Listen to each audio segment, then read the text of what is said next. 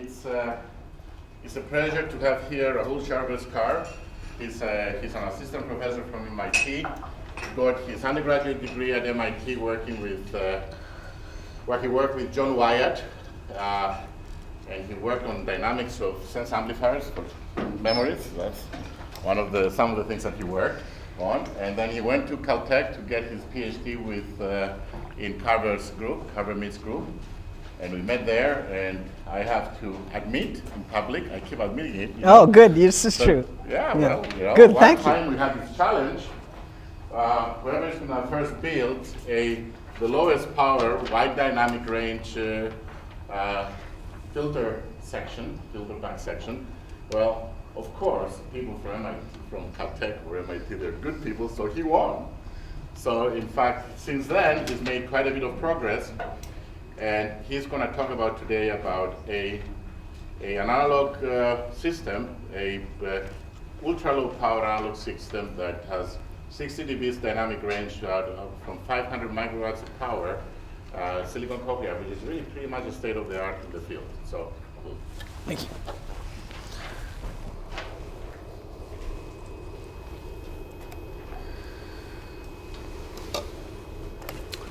So let me motivate why I'm working on what I'm working on. What are you So I'm looking for a pointer. I think I had one somewhere. Oh, here. Okay. No, we can't turn the lights off, apparently. They need to videotape it. So the system I'm working on is a bionic ear for the deaf. It's increasingly called a bionic ear. Some of you may know it as a cochlear implant. And what this shows you is a system in existence today. And the way this works is that sound comes in and stimulates a microphone, which is marked 1. The microphone transduces the sound signal into an electrical signal to take it to a speech processor pack here, which is a power-hungry DSP doing gobs and gobs of processing. This thing then sends the signal back through the wire to be relayed through the skin to a receiver on the other side. Now, the reason you need a receiver on the other side is you can't just hook a wire from the outside of the skin to the inside of the skin. If you do that, wires pick up infection, and the FDA does not like them. So there are a few implants that are made without radio links across the skin, but most implants today are all done with an RF link across the skin. So essentially, you take the information, you radio transmit it across the skin, and you radio receive it on the other side of the skin. And of course, the problem is that if you put a battery inside there, the battery is going to lose all its power pretty soon. So you can't have a battery in there. It has to last the life of the patient. So the way you extract energy is you rectify the RF signal to get power, and that powers the whole inside that's surgically implanted. So it's received by this radio receiver, and then signals are transmitted through these wires to 16 electrodes typically, which are surgically implanted in the patient. And to first order, this is a stupid filter bank that comes in, and if I have a high frequency sound, I would stimulate, say, electrode 1. If it's a loud high frequency sound, I stimulate electrode 1 with a large amount of current. If it's a low frequency sound, then I stimulate, say, electrode 16. And if it's soft, with a small amount of current or a large amount of current. So all of this stuff does filtering, processing, gain control, compression, log maps, all of that. It has to be done in few MIPS with very low amounts of power in order to get this to work over the life of the patient. So what I'm going to talk to you about today is the future of such systems. In the future of such systems, you will not even know the person is deaf. You will not know that the person is deaf because the entire system will be inside their skin. The microphone, the rechargeable battery, the electrodes, the processor, everything. So if everything is under the skin, low power operation becomes super critically important, because even though you have a rechargeable battery implanted inside them, a rechargeable battery can only charge and discharge 1,000 times before it starts to get bad. So you have to make sure that over the life of the patient, you're not going to recharge this battery more than 1,000 times. So low power operation is very important. And patients are not going to use this if the performance is not good. So the patient performance is also very, very important in making sure that these implants work well. So there are here's a commonly used strategy that's used for signal processing in implants. You take signal from a microphone, you have an analog front end that over, say, 80 dB dynamic range transduces this into an electrical signal. Then you have a broadband gain control system that compresses 80 dB to about 60 dB, and you may have 16 parallel channels of processing or 32.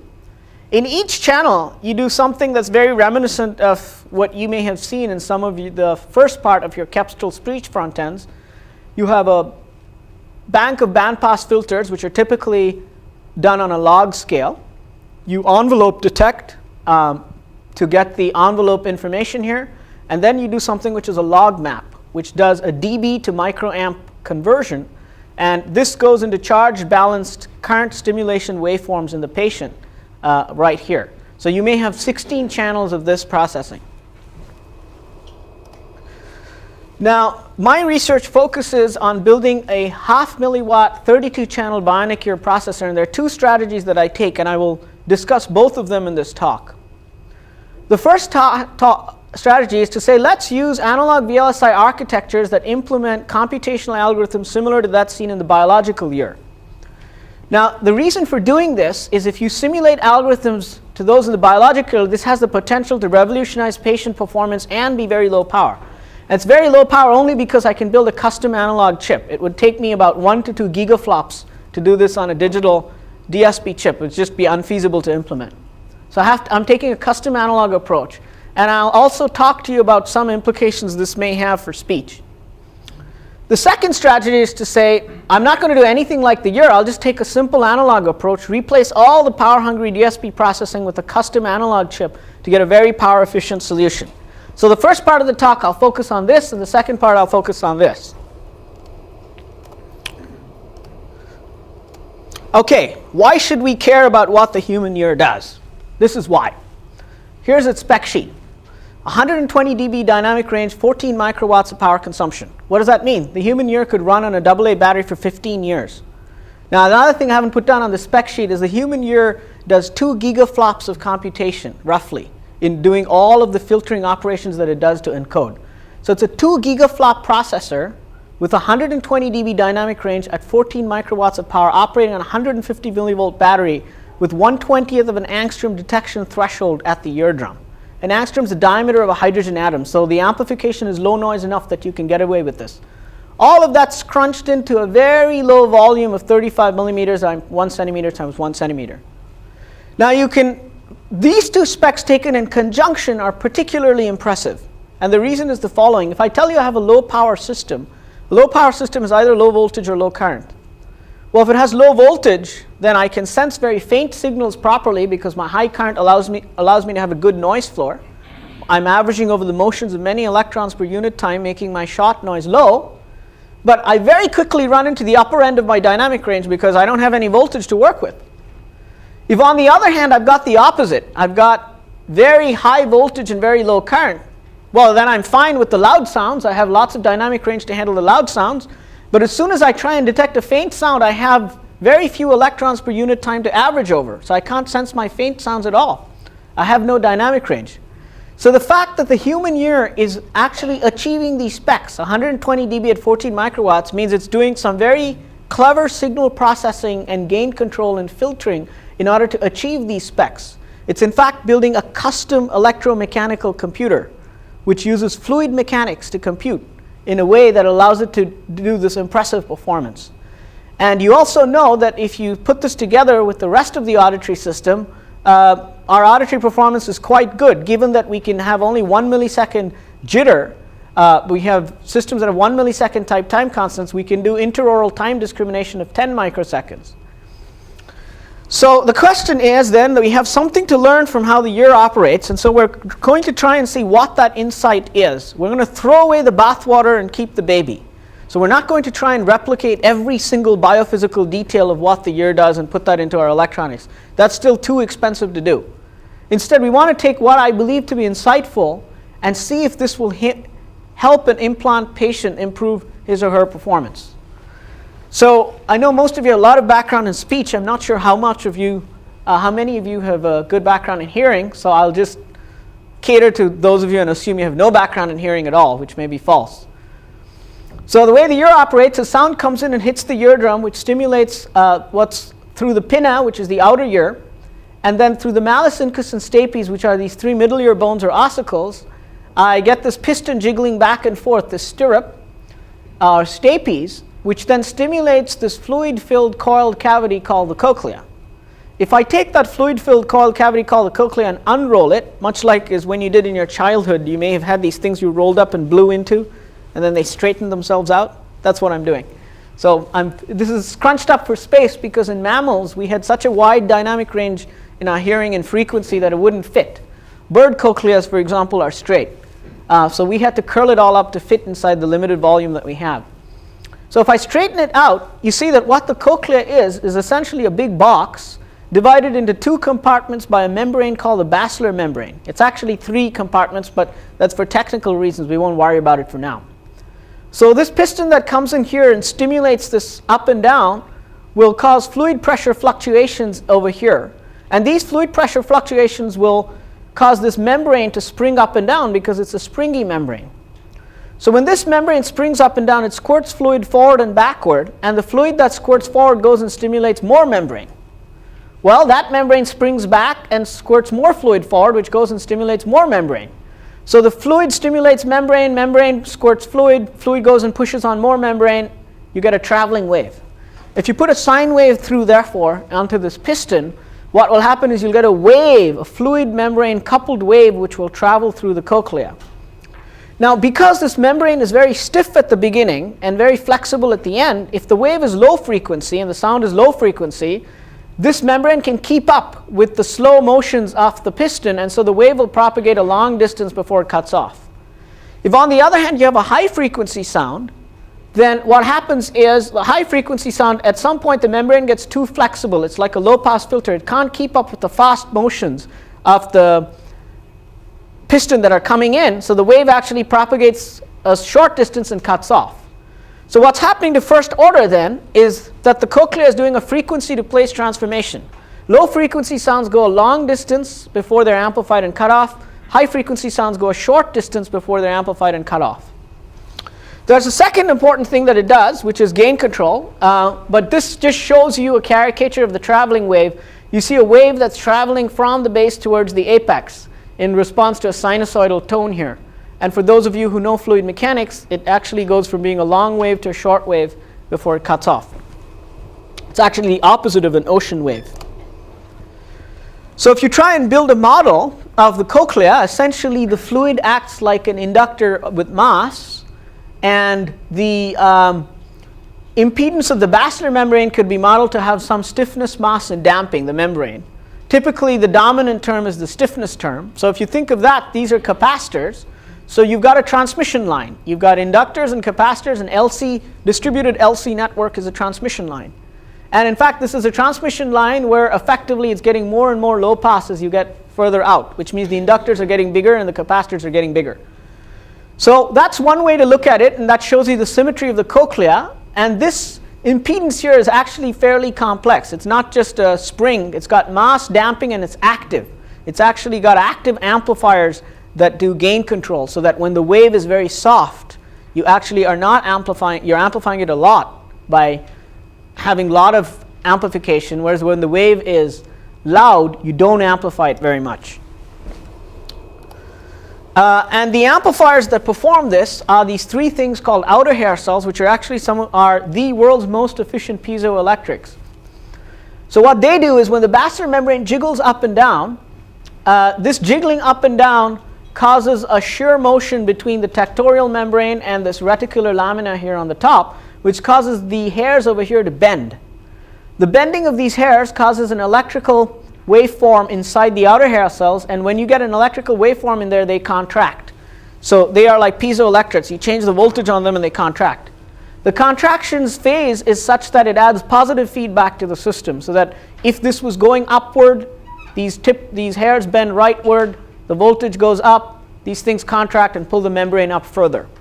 So these outer hair cells can be thought of as muscles. They are mechano-electromechanical amplifiers that are pumping energy back into the wave to make sure that at the soft sounds you can actually hear, and like the rustle of a leaf in a forest would not be heard if you didn't have the outer hair cells. In fact, the lower 40 dB of your dynamic range comes from the outer hair cells. And this is what you lose when you grow older. You don't lose, they get worse. The inner hair cells, on the other hand, are the transducers. They are reporting information to the brain, and they do that in the following fashion. When this jiggles up and down, you get fluid that squirts in and out. The squirting fluid again bends these hairs. The hairs cause an electrical change in potential. The electrical change in potential causes the squirting of a chemical at the synapse. That then causes this auditory nerve to fire and report the information to the brain. So you have many of these hair cells. You have 3,500 inner hair cells and 3,500 times 3 outer hair cells. So if you model this, what's happening is you're doing 2 important things in the ear. The first is the frequency to place transformation via a traveling wave, not a bank of bandpass filters, and dynamic range compression. Now the reason you need dynamic range compression is you want to amplify up soft sounds so that the inner hair cell can actually faithfully report these sounds to the brain. The softest sounds you hear about 1/20th of an angstrom, so you need to amplify them up to where they're about 40 to 50 angstroms before this gets to the input referred noise of this hair cell and it can be reported. And for loud sounds, you do not want to amplify the wave and cause distortion, so you want to not amplify. And you're compressing 120 dB of dynamic range at your best frequency of 3 kilohertz into about 40 dB of dynamic range in the firing rates of auditory nerve fibers, which is what you can send to the brain. So how do we model all of this? So one strategy is to take a very biophysically detailed approach. We can look at the traveling wave, we can write down all the equations. It's a fluid mechanics boundary value problem with 2 boundary values and simulate what's going on. But we also have to be able to implement it efficiently to help a patient in an implant. So we take a more abstract approach. That abstract approach says, suppose I want to model a traveling wave in any medium. I don't care if it's light, sound, whatever it is I want. And this wave goes through a medium and comes out. Now let's say, for example, it's going through glass, and the glass here is such that this portion of the glass is very thin. Maybe it's like air, so the wave goes through quickly. And this portion of the glass is very thick and has a high refractive index, so the wave slows. So then I'm going to get a wave which, as it travels through, will slow because it gets from a faster speed of propagation to a slower speed of propagation. And another thing that may happen to it is as it propagates through, it gets amplified more or amplified or attenuated as it goes through. So if I look at any one block and say, what does it do to the wave? It does 2 things. It either delays the wave a little bit, which is a phase shift because it could be a function of frequency, and it either amplifies or attenuates the wave a little bit, which again could be a function of frequency, so it's like a gain. So if I ask you what's the net magnitude of the wave when it comes out, well, the gain is the product of the gains going through all the stages, and the phase is the sum of the phases going through all the stages. So that's equivalent to saying if I took a filter cascade where I took the output of a filter that models the gain and phase of this block and hooked it to the input of the next filter, took its output, hooked it to the input of the next, I could build a filter cascade which would be such that the net transfer function here was the product of all the transfer functions of each filter. Each filter would give me a gain and a phase. I'd take the product of all the gains as I take the product of the transfer functions, and I'd sum all the phases as I take the product of all these transfer functions. So what comes out basically then can model the frequency dependent gain and phase shifts, and furthermore, if I allow these filters to be nonlinear, I can model the gain control by saying a local section is giving me more gain or less gain, so that depending on the intensity of the sound that comes in, I can locally adapt the gain of this filter. So essentially what I've told you is that the ear as a traveling wave approach can be modeled as a cascade of nonlinear adaptive filters. And this idea, especially when applied to the linear case, is called the WKB approximation. It's used in quantum mechanics to model wave propagation when the wave is very slowly changing its wavelength. So what we're going to implement in electronics is really this WKB approximation. So the question then boils down to what are the filters we use to implement the ear? So one choice of filters that was suggested in 1981 was the following set. Suppose we take a log scale, and on a log scale we have a set of evenly spaced filters, which means because we have an exponential taper in the stiffness of the cochlea, on a log scale that will give us a constant geometric spacing of these filters, I can go from very high frequency filters at the beginning of the cochlea where I've got a fast wave to very slow filters at the end of the cochlea where I've got a very slow wave. And of course, we all know from the Mel scale that this exponential taper is only true till above 1 kilohertz, but we're not going to worry about that for now. Now, if I built a purely passive system that had no gain, I would just build a cascade of low-pass filters that did this, because what I'm modeling in an abstract sense is the power flow. But because I have active amplifiers that are adding energy as I go along the wave, I actually allow a little bit of resonant gain in each filter, so that for a certain set of frequencies, each local section can amplify my wave. So now I can ask myself, if I take the product of all of these filters, end to end, what's the net composite transfer function? So maybe I go deep into the cochlea, say 5,000 stages in, not 5,000 stages, but say 100 stages or 200 stages, and I say, what's my frequency response? Well, that's very simple. I just take the product of all the filters up to where I've come to, and I get the composite response, and I multiply them up. When you do that, you notice three remarkable things. First remarkable thing is really the principle of compound interest. If I take small gains in each filter, each gain is say 1.05 or 1.1 or something like that. 1.1 times 1.1 times 1.1 times 1.1 raised to 100 is a very large number. Maybe it's 100. Much more than that, actually. 0.9 times 0.9 times 0.9 times 0.9 raised to 100 is a very small number, maybe 1/100th.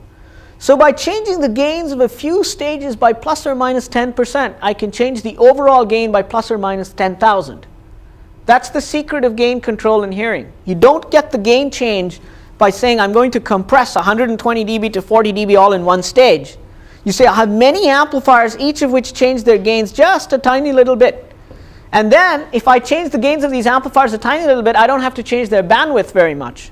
So I can preserve my bandwidth while getting an enormous increase in gain for the loud sounds or the soft sounds.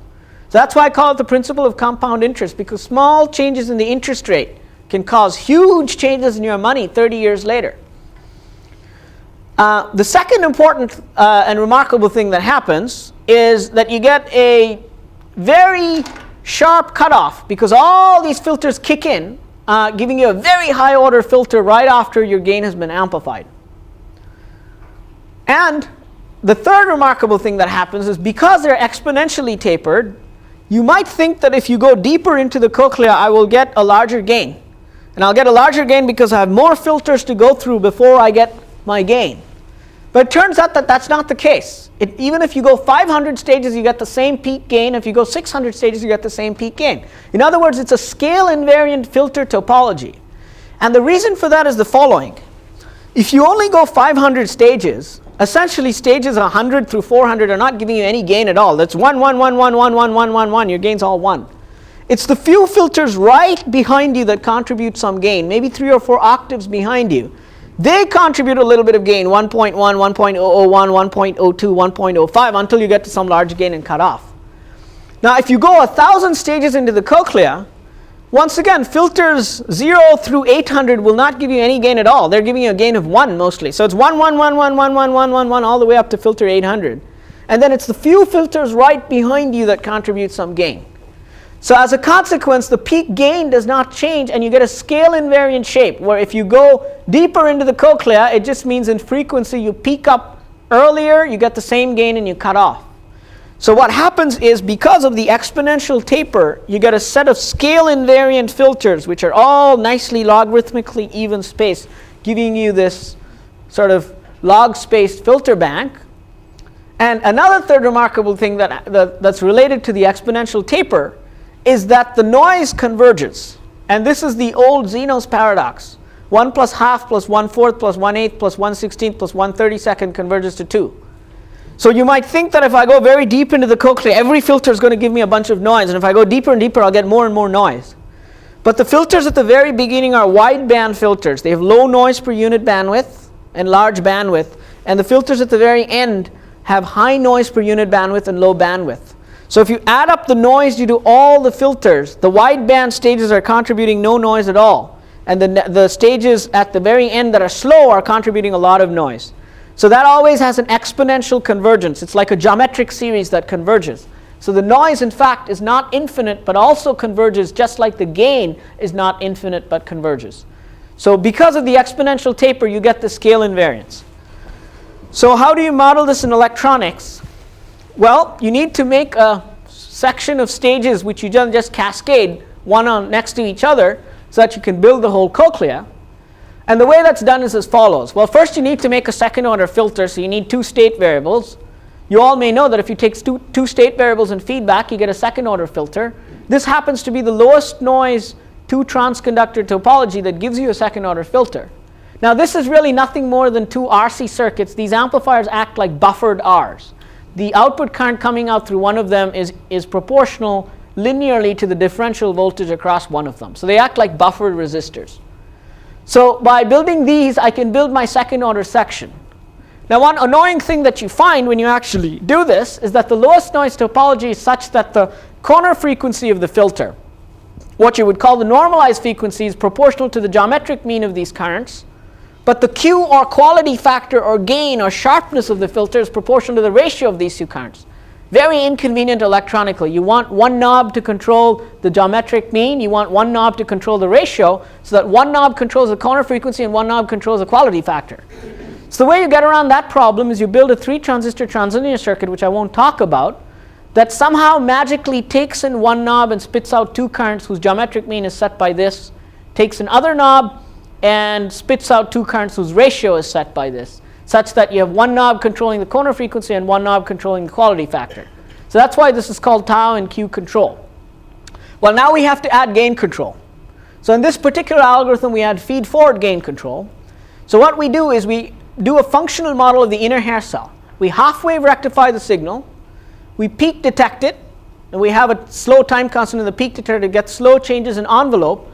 Those slow changes in envelope are fed to this Q control circuit such that if I have a loud signal, I turn down my local gain, and if I have a soft signal, I don't turn down my local gain. So this is feed-forward gain control, and here's the filter. Because this is purely feed-forward, it cannot oscillate. The gain control is very simple. Now, if you actually practically build this in a real system that you want to use, say in a patient, and not simulate on a computer where all components are perfect and everything is matched to 16-bit precision, you find this won't work at all. It won't work at all because if I have even, say, 20 millivolts of DC offset between my input and output, and I have 117 stages, 20 millivolts of offset times 117 stages is 2.3 volts of offset. So whatever I put in here, the DC value over there is 2.5 volts higher. I've already hit the end of my power supply. So I need to do some offset regulation in practice. So the way you do that is you low-pass filter the output, you compare it to a reference, and you add an offset correction so that you regulate to some global DC value to make sure that this works. If you can ensure that the closed loop time constant of the feedback loop is such that you only kill slow frequencies that are below 100 hertz, you're okay. Because you know there's not much hearing below 100 hertz. So it's okay to kill the very low frequencies, and you can adjust this to be whatever you want your counter frequency to be. The main thing is to get rid of unwanted DC information. So when you actually build this in VLSI, there are many details that you have to get right, such as designing these amplifiers, building scanners, getting the hair cell parasitics so that it does not oscillate, details of the gain control that if it was just for a circuits talk, we could talk on in great depth, but I will just not go there. Let me summarize instead by showing you, if you build the circuit, how the silicon and biological cochlea are similar to each other. So if you look at the biological cochlea, this is data taken from a chinchilla animal, courtesy Mario Rogero from Northwestern University. You notice that for low sound amplitudes, you get a sharp filter. And as the sound amplitude gets larger, because the filter's Q has decreased, you get a broad filter. And not only that, because of the gain control, you got a compressive characteristic. So unlike the kinds of front ends that you are used to where the filtering is done by a bank and the compression is done later, here the filtering and compression are intimately intertwined. As the filter is getting broader, it's the same adaptation in Q that's causing the gain control. So at 10 dB SPL, your output is something like 40 microns per second of vibration of the basilar membrane. When you've got to 108 dB SPL, you've changed by 90 dB, but you've only changed by a factor of 30 or so in going from here to there. So you've done dynamic range compression right here, but you're linear before the best frequency, and right after you're compressive again. You see the same kind of thing in the silicon cochlea. Right near the resonant frequency, you get a lot of compression and nonlinear adaptation due to the Q, but far away from resonance, you are linear again until you hit the saturation of an amplifier. So this particular cochlea shows you what essentially the outer hair cells are doing. If I built a linear amplifier that had no gain control, I would only have 30 dB of dynamic range. Why is that? The noise floor, which is the minimum detectable signal that I can hear, my softest sound, would be such that with all these stages that I have, I could maybe detect 28 millivolt input, and this would be my output noise floor. They're about 100 millivolts. So what's going to happen then is I can only detect a minimum detectable signal of 28 millivolts because of this noise floor over here, and by the time I hit my maximum signal, I've already reached distortion. So I've only got 30 dB of dynamic range. Now what we're doing here is when the signal gets very soft, and remember the ear is an amplifier that needs to sense very tiny signals, 1/20th of an angstrom, which is at the limit of thermal noise on the eardrum, it turns up the Q and makes the system more resonant because it has to detect a fainter sound. Now anybody who tells you that you can turn up your gain and amplify more signal than noise, or tells you that you can amplify your signal without amplifying your noise, is lying. You can never in electrical engineering build a system that will amplify signal but not amplify noise. The trick is to amplify the signal more than the noise. The noise must have some property that's different from the signal that allows you to amplify the signal more than the noise. Yeah? Oh, I think it's very broad. Yes, it's very broad. I think it works for anything. Yes. So here's the trick on how you do it. If I make the system more resonant, my noise goes up. Look, it goes from 9 millivolts to 48 millivolts. But my signal is a narrow band signal that is going up like Q squared for one filter. But my noise is this wide band, junky, uncross correlated noise that's very wide band. So the gain to that only goes up like Q. So what happens is you amplify the signal more than the noise. So therefore your minimum detectable signal shrinks. So that means when you're hearing the softest sound that you're listening to, things are actually very noisy. Well, but at that point you can listen to that very soft sound because you've turned your gain up to listen to that soft sound, but you've amplified your signal more than your noise so you can hear it. So now my signal, minimum detectable signal, went from 28 to 0.82. Now as the sound starts to get louder, I turn down my gain to avoid distortion, so that by the time I've reached 60 dB ahead, 1 volt RMS, I'm not distorting my system and my Qs have reduced. So the extension in dynamic range is coming because of the gain control, which is what the outer hair cells in your ear do. If you didn't have them, you wouldn't get this 40 dB extension in dynamic range. In my system, it's 30 dB. So because of gain control, low noise amplifiers, the bet I won with Andreas, this design actually was 61 dB at half a milliwatt, and prior designs at that time were 35 dB at 0.3 milliwatts. Yeah? Switch cap circuit can be yes. achieved without any gain, without compression, right? 0.2 millivolts what? 0.8 millivolts. Yes. Can be achieved with a switch cap circuit. Yeah, but what order? A 10th order circuit? So this filter, each of these filters here are roughly 12th order filters. I mean, I can certainly do a first order filter with that. That's no problem. But can you do a 12th order filter with a switch cap with that power? I'm sorry, no, I don't believe that. The power will kill you for a 12th order filter. This is a 12th order filter at least. Actually, it's higher than that. I think it's 14th order filter in terms of the roll-off.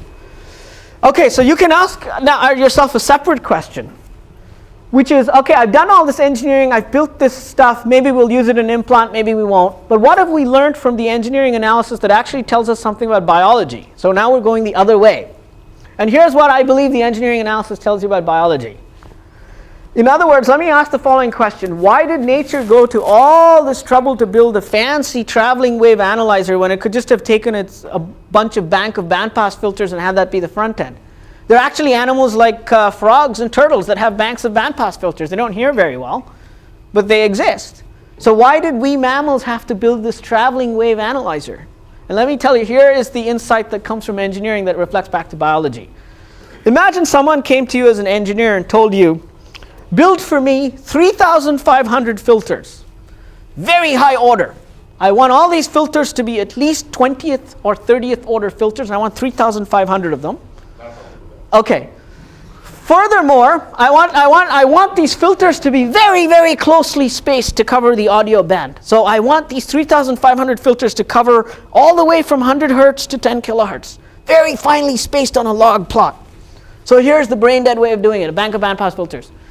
Each time you build 20 filters, because you need 20 stages for a filter, change the counter frequency, move to the next filter, do 20 more of them, change to the next counter frequency, do 20 more of them, and you build this up. I've drawn the diagram only for a 5th order filter, because I just didn't want to put 20 stages on there.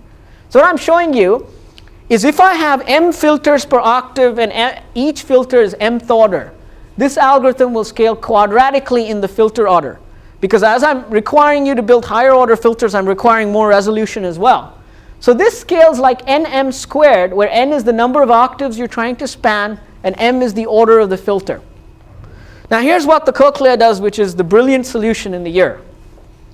It says if I have built a filter whose corner frequency is at 1200 hertz, and you now ask me to build a filter whose corner frequency is at 1195 hertz, it's stupid to go and recreate all the computation for the 1195 hertz filter all over again. Because the two filters are doing almost the same thing, they just have slightly different frequency. Because over most of the band, they're practically the same. Here's what you do. You make a gradual exponential taper in the time constants, and every time you need a new filter, you add one stage.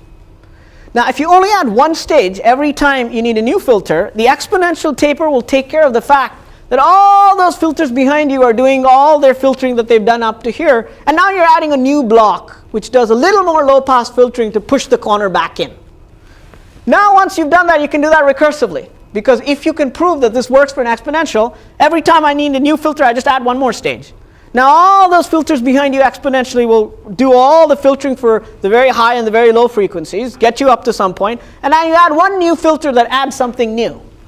So if you do this, this algorithm scales like n of m, which means you've taken an algorithm that was quadratic in its complexity, and by doing an exponential taper, you've reduced it to an algorithm that is linear in its complexity.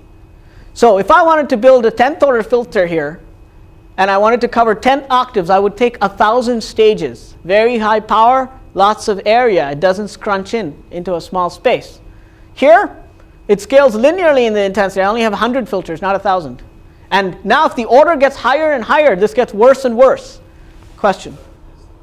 It's an unfair comparison. You could do some multi-resolution wavelet type filter which does that and do that. Like so that you have coarse components and you have finer and finer component in a discrete wavelet transform. Oh no, I'm not saying we as engineers can't do this. So you could have, I mean, this is not a fair comparison. Yes. Between solution, but you could have done this in a multi-resolution wavelet. Yes. Implemented that into your VLSI. Oh, I agree. I agree with you. No, that's not the point I'm trying to make. The point I'm trying to make is, why is the year doing it this way? I agree in engineering we can do it in other ways, right? And I'm saying the year is doing it this way because this was the solution that was first used in lower animals, and we've evolved to this. Let me turn the question on. What's Yeah. your opinion about multi-resolution wavelet-based? They're essentially constant Q filters. I mean, that's essentially a constant Q filter bank. Do you think that that would not perform as well? For very high orders, I think this is probably more efficient, but I'd have to think about it more carefully to answer that rigorously. So the answer is that would work like a set of parallel constant Q filter banks. No, they don't have to be. No, they don't have to be constant Q. They could. That is sort of a very autonomous filter. Yes. If you didn't go to an autonomous filter basis, Yes. you might be able to come up with a wavelet solution that might be pretty good. Sure. So I could start, for example, with one thing and divide it into two banks. Then I could take the thing that has two banks and divide it into four. And I could do something like that, which would scale like n log n. Right? I agree. You can do something like that. But that's not the solution that's done in the Cochlea. It's the exponential taper. And I'm telling you that we have evolved this solution because it's a very efficient way of building these filters. I have 10 minutes? No way. Okay. This shows a silicon cochlea chip.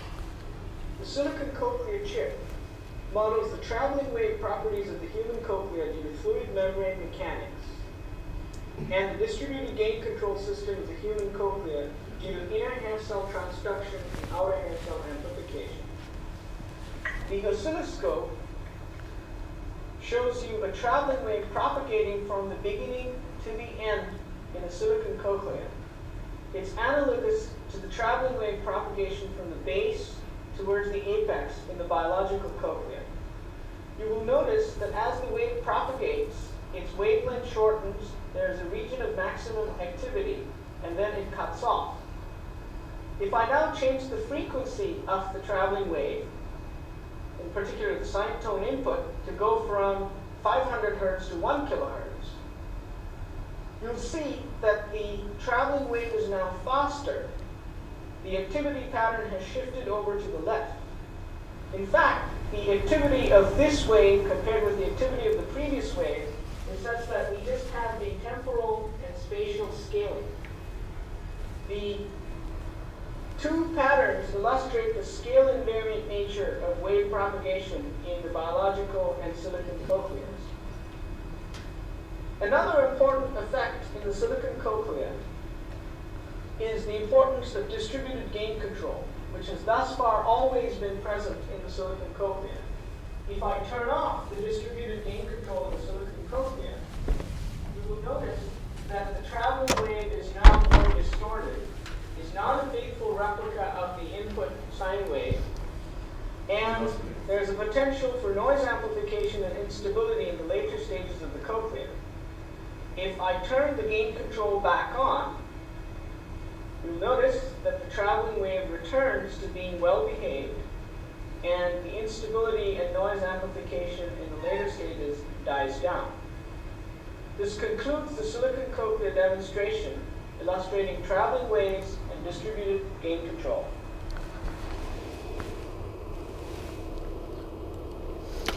Okay, so why is the silicon cochlea important to implants? Or perhaps for you, you may be interested in using it as a front end for speech. Well, first of all, the low power. I'm implementing a 100 megaflot algorithm in about half a milliwatt of power.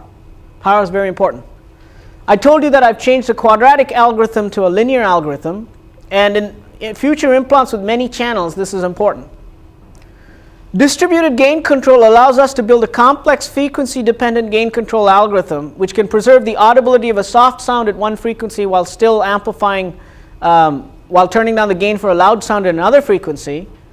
And by turning the gain down, it preserves sensitivity so that you do not get into a saturated regime where you have no information. Has a natural definition of what a silence means. So you define a silence relative to what has gone before. So you don't have to come up with any ad hoc definition of a silence. Many effects that are known to be important for stimulus perception and noise. Cue adaptation, redundant signal representations, intertwining of filtering and compression rather than separation, transient sensitivity, so you're very sensitive to transients, two-tone suppression, the upward spread of masking, forward masking, interactions and channel between various stages in the cochlea, distributed coding of loudness are all naturally modeled. Now, many of these effects seem to be important for stimulus perception and noise, and the problem is that in speech recognition, if you hook it to a back end, the back end is some hidden Markov model or whatever your favorite thing is, and we don't really know how to use the cochlear front end information. So I can use it and say what you're doing is useless. I'll just go back to my favorite LPC thing. Why do I care about what you're doing? But the beauty of an implant is we've got the world's best speech recognizer back end already built in. It's our brain. And we're trying to give our brain information like it likes to look at the information. We're trying to model what the human ear naturally does when it encodes speech, and we send this into the brain. So only a test with the patient will show if this effort will pay off or not. But we have a hope that we've got a back end sitting in our heads that can actually interpret what this new front end is giving us.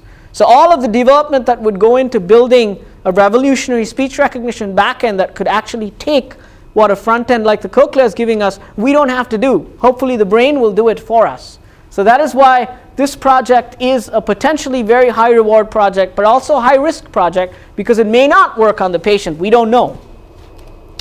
Now, in order to actually build this to work on a patient, the gain control algorithm I showed you is not sufficient. You have to do truly different distributed gain control. So what I did was very local gain control, where I looked at one single stage and I did the gain control right next to that.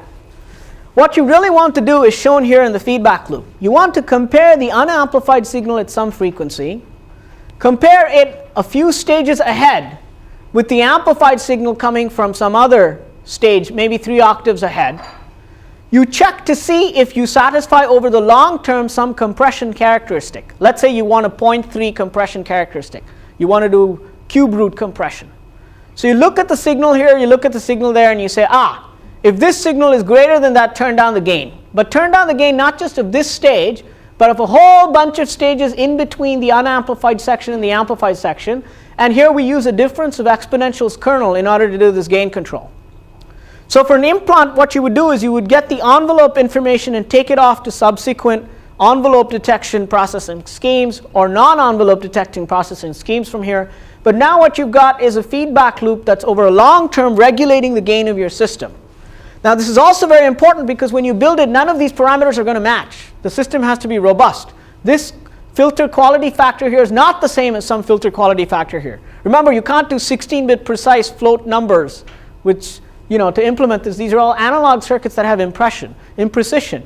So you are using this feedback loop in order to make sure that all of those things don't matter, and nevertheless, through feedback, you have ensured that you satisfy the compression law. Now, one problem with this is you have multiple feedback loops that are operative simultaneously when you have a complex sound spectrum. So what you do is you take the unamplified sound spectrum and you do something like a local winner-take-all. So this is like a measure of the masking.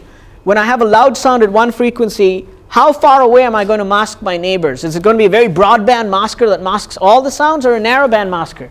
You control that with the spatial spread of this winner-take-all, and that then generates a weight and a time constant that goes and modulates the loop gain of this feedback loop. So sounds that are loud have high loop gain feedback loops and get to vote more strongly in the masking. Sounds that are soft will have slow time constants of adaptation and have weak feedback loops, so they won't get to vote very highly in the masking. So you're naturally making sure that the loudest sounds have more effect than the softest sounds in controlling the Q of these filters. So I think I'm going to skip this MATLAB animation. I don't have time, but basically what it shows you is, or maybe I have time.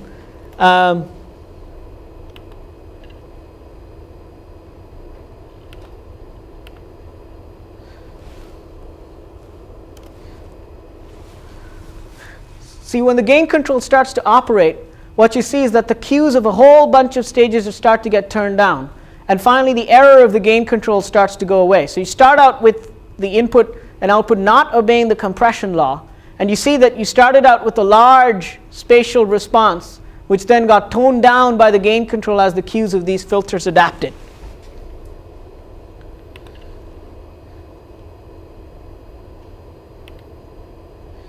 Okay, so let's see, that's slide 22.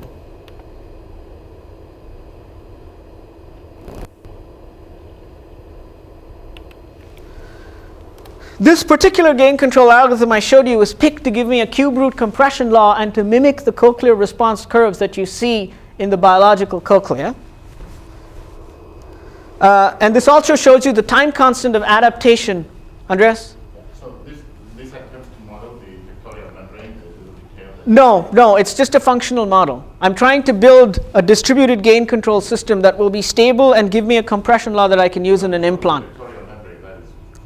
No, that would be modeled in each stage if I built a 4-state variable system, say, where I had a second order tectorial membrane and then a second order basilar membrane. But I'm not doing that here. I'm modeling the long-term gain control effects that you see in the outer hair cells. Now this shows you the adaptation of the system with time for different intensities as a function of time. So you start out with a fast time constant for a loud tone, and you have a much slower time constant for a soft tone when you adapt this away. Now the other approach is to say, this is the second approach. I told you the one approach is to actually model the silicon cochlea and try it on patients, which we're also doing. But the second approach is to say, let me just take this whole system, make a very low power bandpass filter, a low power envelope detector, a log map, a broadband AGC, and an analog front end, and have this stimulate the current. If I can kill my power dissipation over even most advanced DSPs by more than an order of magnitude, that's a huge win in implants. So that's precisely what we're attempting to do. And because this is not a circuits talk, I won't go into the details of this.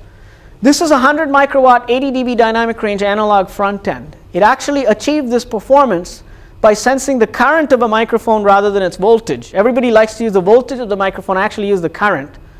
And by sharing the microphone bias current in the amplifier so that the bias current of the amplifier and the bias current of the microphone were the same to reduce power. So this cut the power consumption by a factor of 5. Next, we built 4th order programmable bandpass filters You don't need more than 4th order for implants. And obtain 65 dB dynamic range with 6 microwatts of power. So at the current rate of digital processing, even in an advanced process, I would take 200 microwatts to do this computation. I did it in 6 because we're actually exploiting our analog technology to give us these filters. So this shows you as I change certain programmable bits, I'm changing the center frequencies of these filters. And if you do this in much lower frequencies, if you built a filter that was 250 hertz to 500 hertz, you'd consume 300 nanowatts.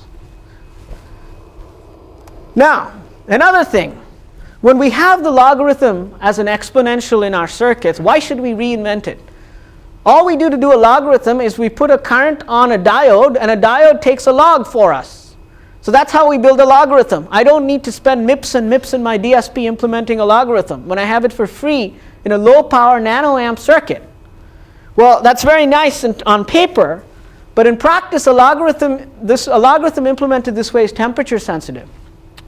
So what we do is we design an analog circuit where we cancel the temperature sensitivity in these diodes by having the linear range of this amplifier correspondingly adjust so that when the temperature goes up, if these voltages change, these changes like 1 over the temperature to cancel it out. We then also do some temperature cancellation to cancel any temperature dependence of our absolute bias currents in this dual slope A to D converter. And finally, I can't talk about how we use bits in a log map. We basically have to encode dB to microamps in the patient electrode stimulation. So we convert our output bits into a minimum threshold current and a maximum electrode stimulation current that then goes to the patient. Watching an ultra-low power bionic ear system assembled by 10 units in my lab. Sound from a microphone is transduced by this analog front end built by Michael Baker into an electronic signal. The signal is then passed to a programmable Bionics filter built by Christopher Salthouse, then to a discrete envelope detector built by Sergei Jacques, and finally to a logarithmic map circuit, which outputs bits. These bits drive a flashing LED, or a bank of flashing LEDs, such that as I speak, you will see these lights change in accordance with my voice.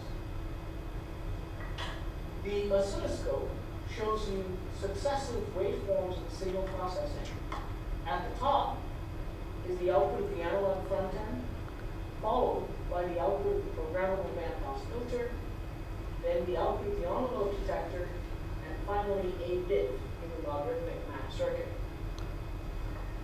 The flukes shown here record the power consumption of the integrated circuits in the system: 30 microamps for the analog front end, 1 microamp for the programmable bandpass filter, which is set at relatively high current frequencies, and about half a microamp for the logarithmic map circuit.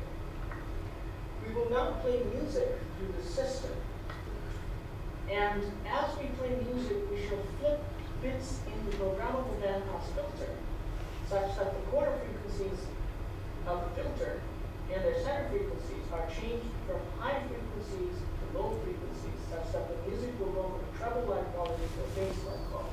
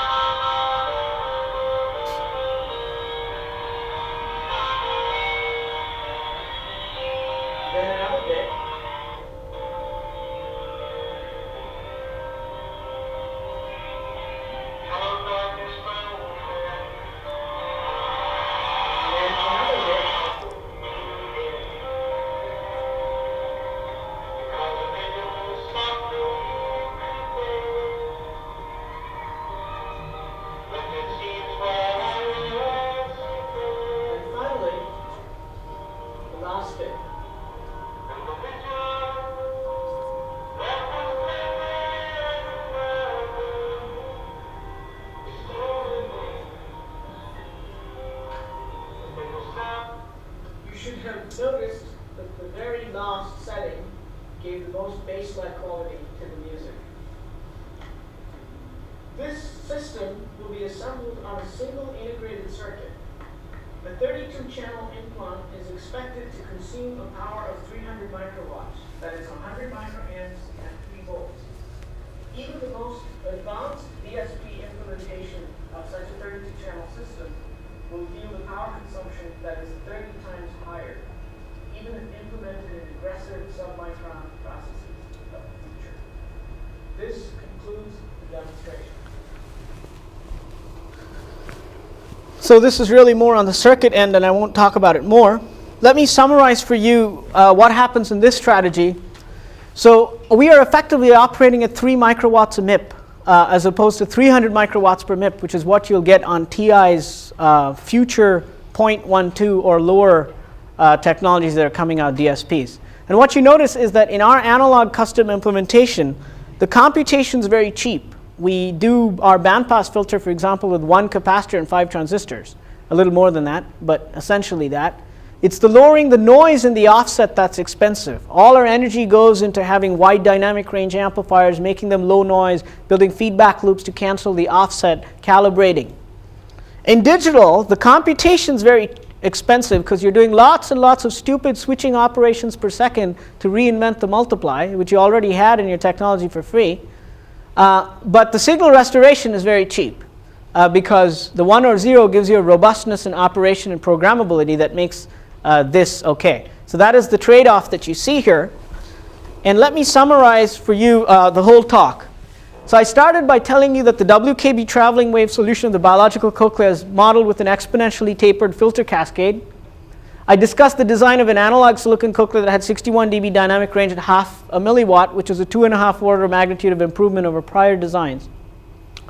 Then I told you that an engineering analysis of the cochlea suggests that nature chose a traveling wave architecture instead of a bank of bandpass filters, because such an architecture is a very efficient method of building high order, high frequency resolution filter banks. Then I told you that analog silicon cochleas are promising as front ends in future bionic ear processors because of their potential robustness for speech recognition and noise, their suitability for future implants with many channels, and their low power operation. I briefly outlined the design of a distributed gain control algorithm for the cochlea that's being researched for use in implants. Then I concluded by discussing the design of a low power bionic ear processor built with building block circuits similar to that used in the silicon cochlea. This processor is being explored for fully implanted systems in the future. I demonstrated the operation in the video of the 100 microwatt microphone front end, a 6 microwatt 4th order programmable bandpass filter, and a 0.5 microwatt log map circuit. So a 32 channel implant, which would be twice as many channels as what is there today, with 300 microwatts total power, all the way from the microphone to the output bits that go to stimulation currents, seems within reach. So such systems will reduce the power of even advanced DSP implementations by a factor of more than 30. Thank you. Oh, and let me conclude by showing you the team here. I do nothing. This is Chris Salthouse, who did the programmable bandpass filter, Jijan Sit, who did the log map, Michael Baker, who built the analog front end, and Serhi Jacques, who built the envelope detector. And that's Mary O'Malley, who makes sure my life is organized. Okay. Oh, yeah, I'm all done. Thank you. For the record, it's 5:30, so you're on time. Oh, good. Okay, we have time for half a question. Okay, question? Quick question. Your definition of bank of filters, I don't think it's the same as mine. What are you calling a bank of filters? Okay, what I call a bank of filters is I take the signal and I pass it through many sets of filters simultaneously at once. Right. Each filter is set up so that its magnitude response corresponds to some region of the spectrum I'm interested in, and they may or may not be overlapping. So in the non-overlapping case, they're all mapping out adjacent regions of the spectrum, which I'm then abutting to make up the entire spectrum that I want. Right, and that's it. There's no amplitude detection of this or anything. There's no envelope. The envelope stages are afterwards. Okay, So- so that's not part of your filter bank. So my filter bank goes into envelope detection stages that detect the envelope. So what I call filter bank is just the raw signal in, signal out. Second question is this process preserved phase underneath as it's preserved on the cochlea? It has more group delay than the real cochlea. So the real biological cochlea actually has less group delay than this system. This system has more group delay. In this course of this. Yes, but it's not believed to be very important. Rahul, Yeah, Gert. so there's a cute demo that last. Good. The- I mean, since I said one question, I think it's fair to ask people to leave if they want to leave, and we can continue the discussion. Okay? Okay. So Rahul, Yes. so the last year demo Yes. with this flashing LED. So Yes. what do the bits? I mean, what do you do with the bits?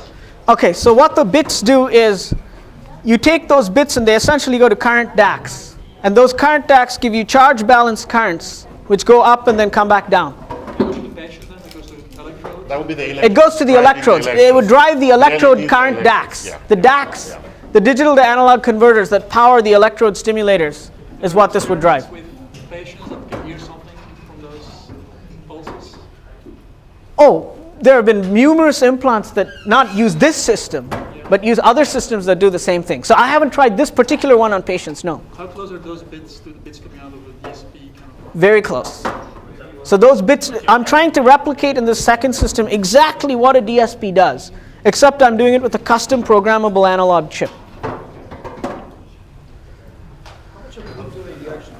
Okay, 2 questions, I guess. Okay, I'll take yours first. Will it be any problems in principle if I use the Cochlea chip in a higher frequency range, like ultrasonic range, 20 kilohertz to?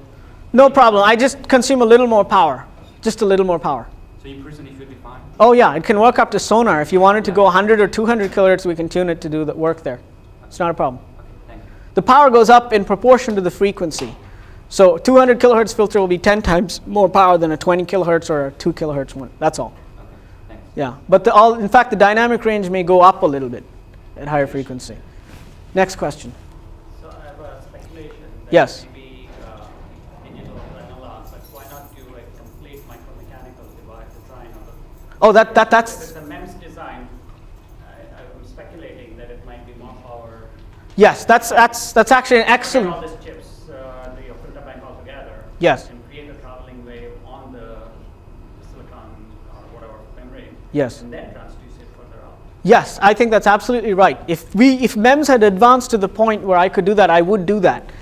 The problem is that if you want to build a MEMS structure, the nice thing about a MEMS structure is it implements an audio inductor and a mass.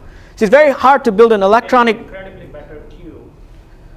Oh no, our cues are not the problem. The problem is the noise in the inductor.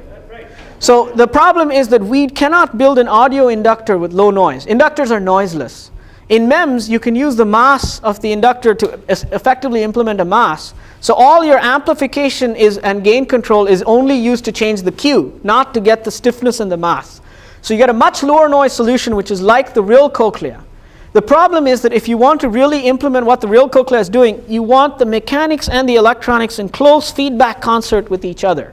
So the way MEMS technology is right now, you can put all the MEMS in the center and all the electronics on the outside. So you can do maybe a low order 20 channel system, 20 cascade system where you can try and have local feedback to each stage. But if you don't have active gain control and local feedback on each stage, it's not very interesting.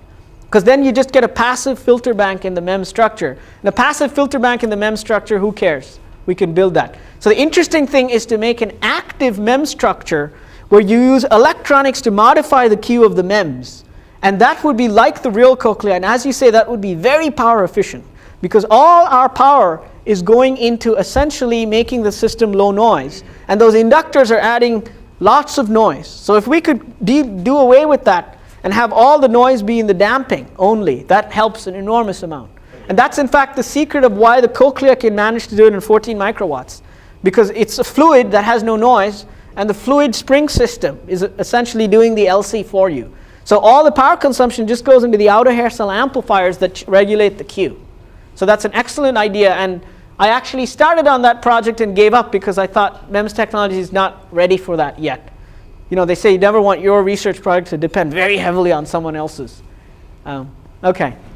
But that's a very good speculation. On this very good note, I think it's time to close, please. Okay.